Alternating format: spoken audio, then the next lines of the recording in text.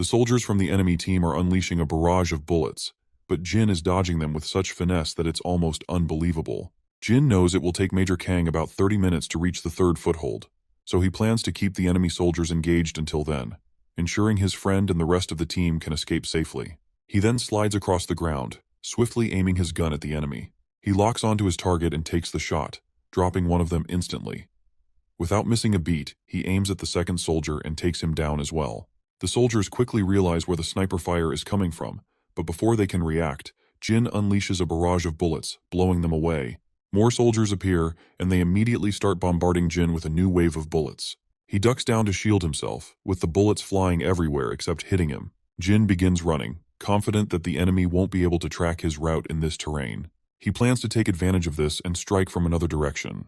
Meanwhile, Kang and his soldiers hear the heavy firing from a distance. The soldier reports that the gunfire is coming from the route they just passed. Kang is baffled because the mercenaries were already dead before he arrived, and now there's intense fire coming from the direction they came from. He shares his confusion with his friend, saying he can't make sense of it yet, but they'll wait at their current position until the rescue party arrives. As they wait, the senior begins to hear loud bangs once again, and enemy soldiers are dropping dead left and right, all thanks to our boy. The enemy retaliates with gunfire, but my guy quickly ducks behind some rocks. He reveals to us that the enemy has figured out he's the only one attacking them, and he's been outnumbered from the start.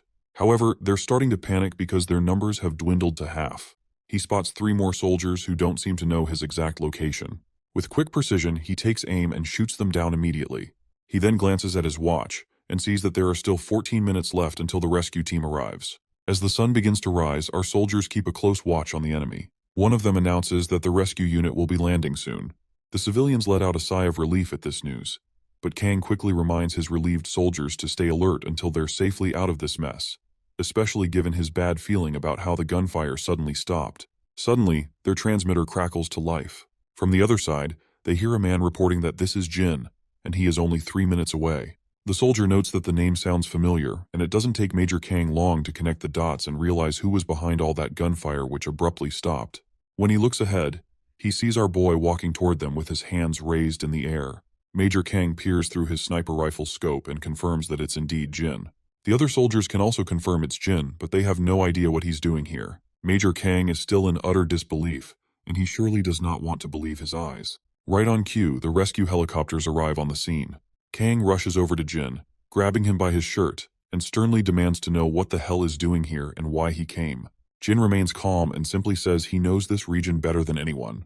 Kang reminds him that he doesn't need to be here anymore since he's transitioned from a mercenary life. In response, Jin explains that this is exactly why he came, because he did not want to live a regretful life.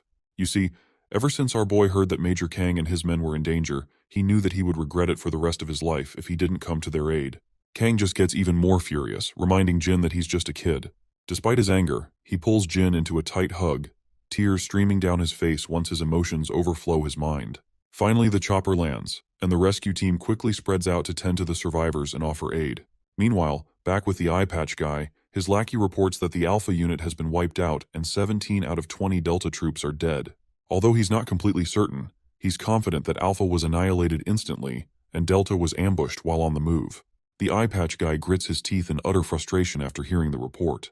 I guess his anger is understandable, because everything was going according to his plan, and his prey was moving just as he expected, and there were no reinforcements nearby. All he had to do was wait for the moment to strike. But somehow, someone managed to destroy Alpha and nearly wipe out Delta as well. The only combat he's seen like this was from someone who messed up his eye.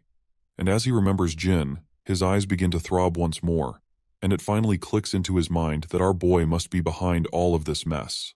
His lackey quickly notices the eye patch guy's unusual behavior, and the eye patch points out that this is exactly the kind of combat that 001 was known for.